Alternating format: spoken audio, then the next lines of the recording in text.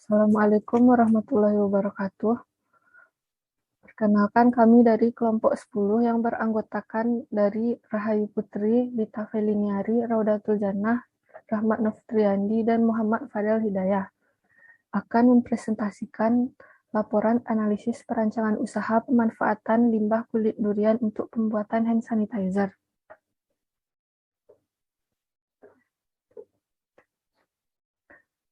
Usaha kami bernama UMKM Unique Hand Sanitizer, yang dimana berdiri pada tahun 2021 dan terletak di Aceh Jaya yang memproduksi hand sanitizer melalui pemanfaatan limbah kulit durian yang ada di daerah tersebut. Berikut merupakan logo dan produk kami. Produk kami bernama Hakudu yang merupakan hand sanitizer spray yang tersedia dalam kemasan botol ukuran 50 ml dengan harga jual sebesar Rp4.699 per botol. Komposisinya terdiri dari ekstrak kulit durian, alkohol 70%, air, gliserin, aminometil, propanol, serta phenoxyetanol. Keunggulan Hakudu yaitu terbuat dari ekstrak kulit durian yang mengandung 3 senyawa yaitu terpenoid, alkaloid, dan saponin, di mana terpenoid dan alkaloid merupakan zat antibakterial yang dapat membantu menghilangkan bau dan juga dilakukan uji efektivitas dengan bakteri Escherichia coli dan Staphylococcus aureus, dan hasilnya menunjukkan bahwa hand sanitizer dari kulit durian jauh lebih efektif dalam mengatasi bakteri tersebut dibanding dengan hand sanitizer yang sudah ada di masyarakat serta lebih ramah lingkungan. Selanjutnya, saya akan menjelaskan mengenai aspek pemasaran. Yang pertama, wilayah pemasaran. Pemasaran Hakudu akan dilakukan di wilayah Banda Aceh, Aceh Besar, dan Aceh Jaya. Yang kedua, target dan segmentasi pasar. Target pasar dari produk ini yaitu semua kalangan masyarakat, terutama selama masa pandemi yang berada di wilayah pemasaran. Sedangkan untuk segmentasi pasarnya dapat digunakan oleh semua kalangan usia, mulai dari anak-anak dengan batas minimal usia 7 tahun hingga lansia yang ingin menjaga kebersihan dengan cara yang praktis. Yang ketiga, perkiraan permintaan produk. Peramalan jumlah permintaan produk 3 periode ke depan dilakukan dengan metode regresi linear dan didapatkan hasil pada tahun 2022 sejumlah 803.302 botol, pada tahun 2023 sejumlah 818.207 botol, dan pada tahun 2024 sejumlah 833.101 botol. Yang keempat, jalur distribusi penjualan. Penjualan hand sanitizer dilakukan dengan pendistribusian Hakudu langsung ke apotek dan swalayan yang ada di Banda Aceh, Aceh Besar, dan Aceh Jaya. Produk akan didistribusikan sekali seminggu, yaitu pada hari Sabtu setiap minggunya. Yang kelima adalah promosi. Promosi dilakukan melalui platform media sosial seperti Facebook dan Instagram, dan juga dilakukan pembagian brosur kepada masyarakat, menjadi sponsor acara, serta mengikuti acara Expo Industri Kreatif. Dan yang keenam adalah target penjualan. Target penjualan dari total market share sebesar 25% dan didapatkan sebanyak 200.828 botol. Selanjutnya, aspek manajemen. Struktur organisasi terdiri dari manajer, Departemen Pelayanan dan Pembelian, Departemen Produksi, Departemen Keuangan, dan Departemen Pemasaran. Kemudian tenaga kerja. Bidang pekerjaan terdiri dari 6, yang pertama manajer, jumlah pekerja 1 orang, gaji karyawan 7 juta per orang, sehingga total gajinya 7 juta. Yang kedua, departemen produksi, berjumlah 2 orang, gajinya 3 juta per orang, sehingga total gaji 6 juta. Yang ketiga, departemen keuangan, jumlah pekerja 1 orang, gaji karyawan 3 juta per orang, total gaji 3 juta. Yang keempat, Departemen Pelayanan dan Pembelian. Jumlah pekerja 2 orang, total gaji karyawan 2.750.000, dan sehingga total gajinya 5.500.000. Yang kelima adalah Departemen Pemasaran. Jumlah pekerja 1 orang, gaji karyawan 2.750.000. Total gaji 2.750.000. Dan keenam, Operator dan Material Handling. Jumlah pekerja 8 orang, gaji karyawan 2.500.000 per orang, sehingga total gajinya 20 juta. Jadi total gaji untuk tenaga kerja yaitu 44.250.000. Selanjutnya adalah aspek hukum dan perizinan, di mana suatu perusahaan pasti memiliki aspek hukum dan perizinan. Jadi, berikut ada beberapa jenis perizinan. Yang pertama yaitu nomor induk wajib pajak atau NPWP. Yang kedua, nomor induk berusaha atau NIB, yaitu dengan total biaya 2 juta rupiah. Yang ketiga, tanda daftar perusahaan atau TDP. Yang keempat, sertifikat usaha dengan biaya 3 juta rupiah. Yang kelima, registrasi izin edar atau BPOM dengan biaya Rp100.000. Yang keenam, surat izin tempat usaha atau SITU dengan biaya 4.500.000. Yang ketujuh, standar usaha. Yang kedelapan, izin mendirikan usaha dengan biaya Rp2.500.000. Yang kesembilan, izin lokasi, dan yang kesepuluh, izin lingkungan. Kemudian, inventaris kantor, di mana inventaris kantor merupakan persediaan barang yang dimiliki oleh suatu perusahaan, seperti meja dan kursi, lemari arsip, meja resepsionis, komputer, sofa, telepon printer, loker, dispenser, galon, jam dinding, lampu, dan alat kebersihan serta AC dengan total biaya Rp43.040.000. Kemudian supplies kantor, yaitu yang merupakan berbagai barang yang dibutuhkan untuk menjalankan berbagai aktivitas kantor, seperti alat tulis kantor atau ATK, buku, dan stempel, serta bak stempel dengan total biaya Rp1 juta.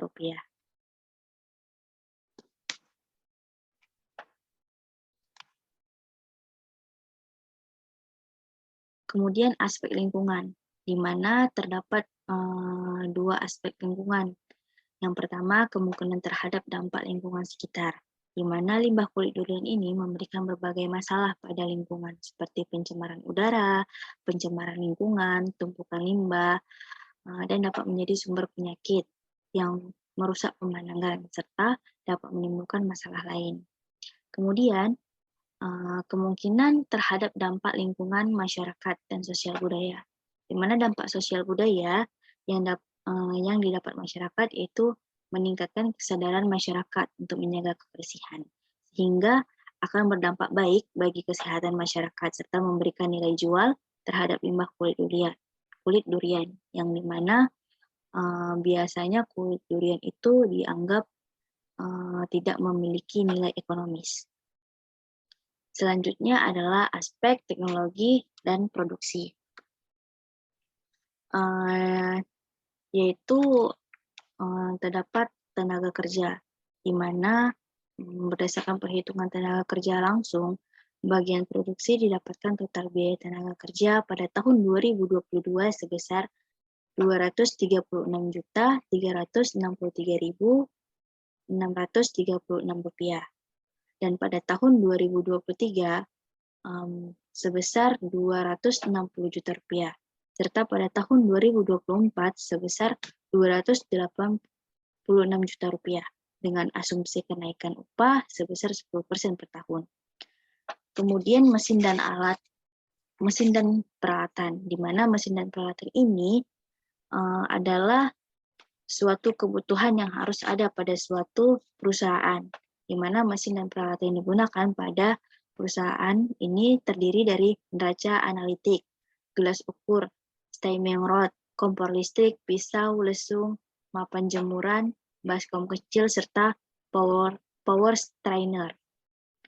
Selanjutnya yaitu proses produksi pada produk ini, yaitu dimulai dengan menyediakan bahan baku.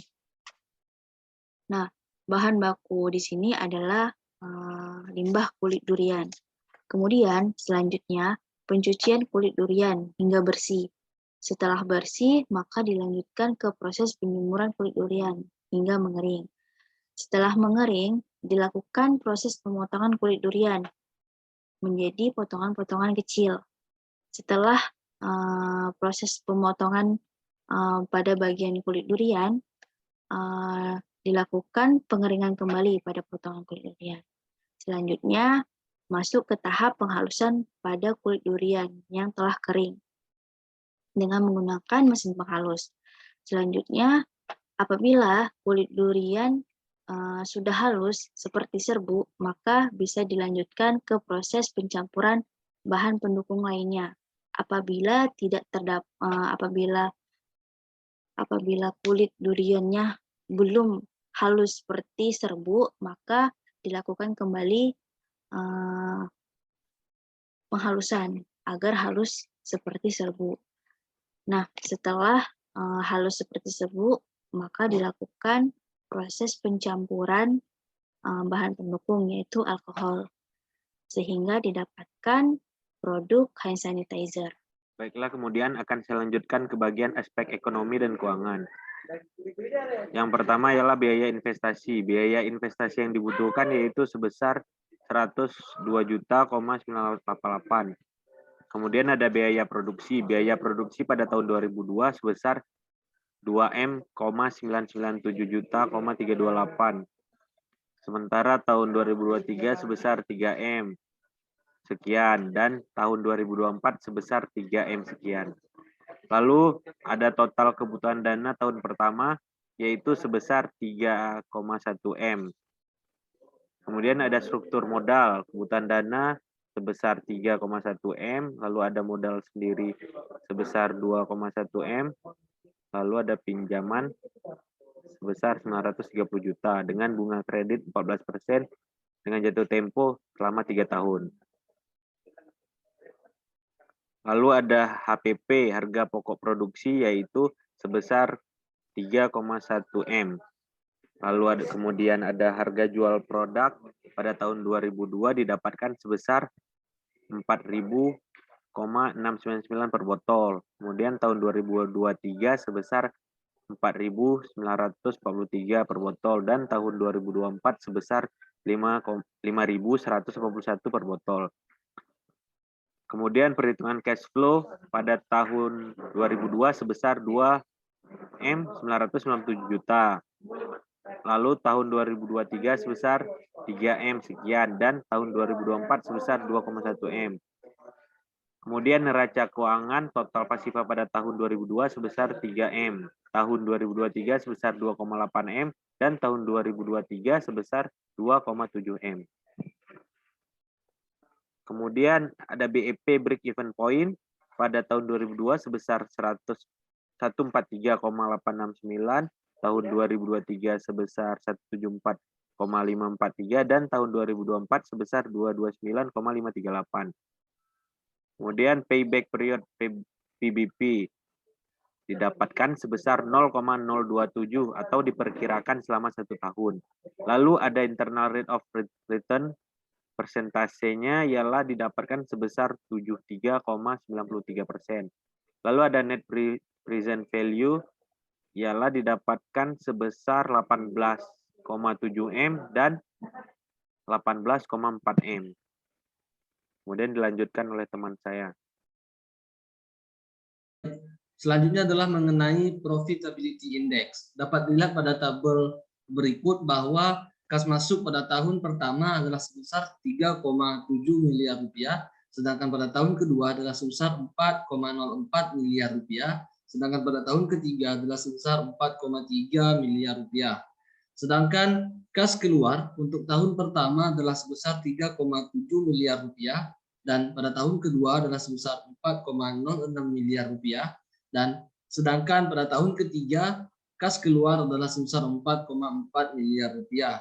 Nah, dari kas masuk dan kas keluar tersebut, maka diketahui nilai profitability index pada tahun pertama adalah sebesar 1,010, sedangkan pada tahun kedua adalah 0,994 dan pada tahun ketiga adalah sebesar 0,979.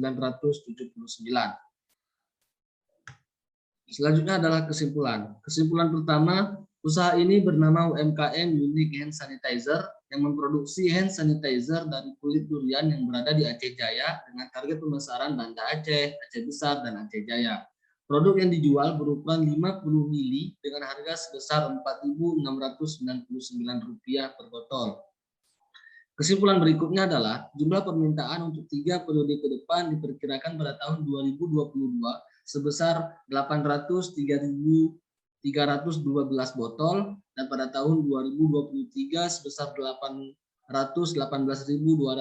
botol dan pada tahun 2024 adalah sebesar 833.101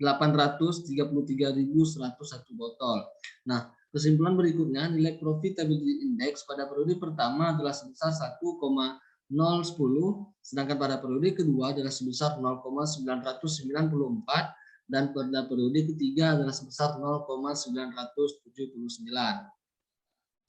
Nah, berikut sekian presentasi dari kelompok kami. Mohon maaf jika ada kesalahan kata dalam penyampaian ataupun penulisan. Terima kasih atas perhatiannya. Assalamualaikum warahmatullahi wabarakatuh.